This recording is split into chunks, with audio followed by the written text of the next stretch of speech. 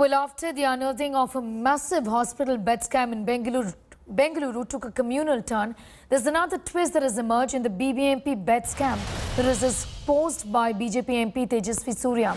The 17 names from the minority community that Surya read out have been given a clean chit. The 17 suspended employees have been given the green signal to resume work by the police after there was no evidence found against them.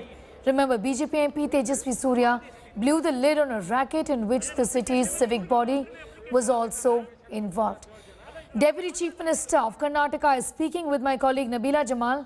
Let's go straight to that. The rise and fall of this infection happens. Even whenever it was open also, the surge came down. See, now the infection, it has not only happened in our state, in Maharashtra also, it went and surged. In Kerala, it is surged.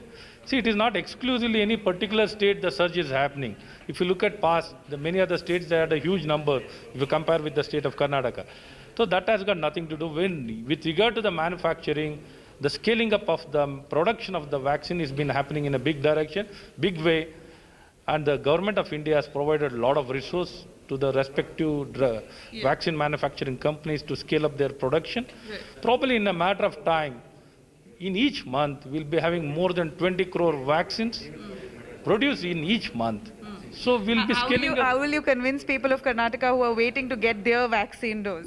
See, they need to wait. See, we can't do everything in a day. It can happen over the time only, and we are working in this direction. And we are ensuring whoever wants to get vaccinated. See, when the first vaccine was given, the first dose, when it started in the first wave, or later part of the first wave, see, there was not much demand for the vaccination.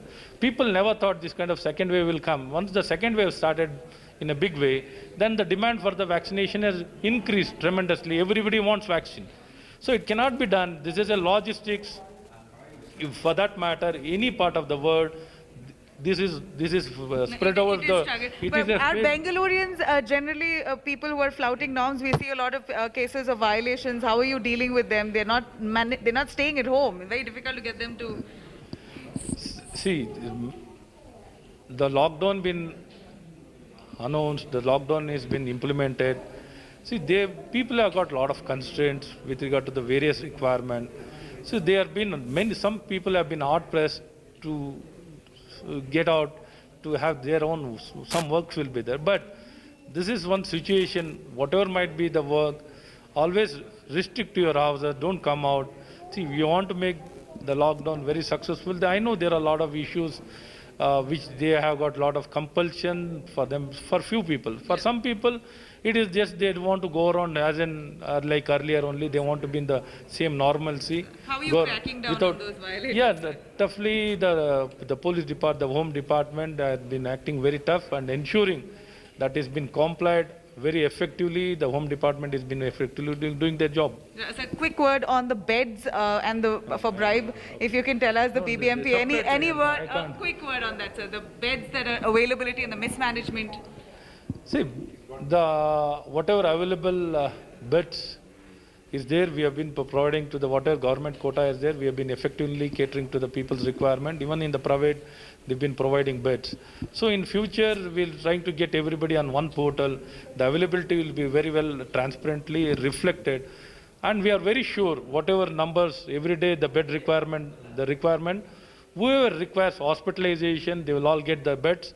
If we are able to bring everybody on the platform and ensure this can take it. You had a meeting today? Yeah, meeting, and based on that physical triaging, by doing the triaging, we can ensure that whoever requires bed can be provided a bed, because looking at the numbers, each day we will be requiring at the present number 2,000 to 2,500. When you say triaging, what do you mean, sir? Physical triaging, see, who requires admission needs to be found out. It needs to be examined. Based on the examination, we can ensure those people will get the beds. All right, so thank you very much. That's Deputy Chief Minister Ashwath Narayan, who's clarified. He's just held a meeting with the people of the war room here. He's tried to understand if everything can be integrated, where people who want beds they, of course, call the helpline numbers, and based on the severity of each patient and per case, they will be allotted to a certain hospital. So if this integration can be done on through technology, and of course with all the workforce that they have in hand right now, that's the best possible way that they could roll out, is what he's here to see and try and push this at the earliest, because we do know that Bengaluru, Karnataka, is one of the worst hit southern states right now, which is seeing a serious surge of about 45,000 cases in just the last 24 hours. We're hoping this drive and initiative works at the earliest. But what's all the more worrisome is currently the vaccination drive, where there are queues, long queues outside hospitals, people waiting for their turn of the vaccine. Many of them have already got themselves registered, but unfortunately there isn't a vaccine dose. There is about 3 crore population of 18 plus age group in Karnataka, but barely about 6 lakh vaccine doses have come into Karnataka so far.